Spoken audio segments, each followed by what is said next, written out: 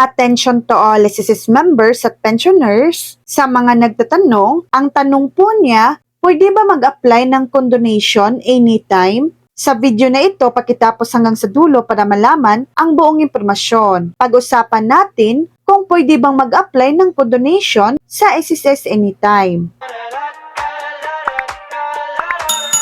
SSS Condonation Program Availability. Hindi ka pwedeng mag-apply ng condonation sa SSS anytime. Ang SSS Condonation Program ay hindi isang permanenteng programa na available sa lahat ng oras. Ito ay inilulunsad lamang sa mga tiyak na panahon o may specific na announcement mula sa SSS. Kailan nagkakaroon ng condonation program? Ang SSS ay nag-aanunsyo ng condonation program kapag mayroon silang layuning tulungan ang mga employer o self-employed members na may mga unpaid contributions, penalties, at interest. Karaniwan, ito ay para bigyan sila ng pagkakataong maayos ang kanilang account sa SSS. Mahalagang paalala, official announcements, siguraduhin ang impormasyon ay galing sa official sources ng SSS. Deadlines, tandaan ang mga deadline para sa pag-apply kapag may condonation program. Requirements, kumpletuhin ang lahat ng requirements para hindi ma-disqualify.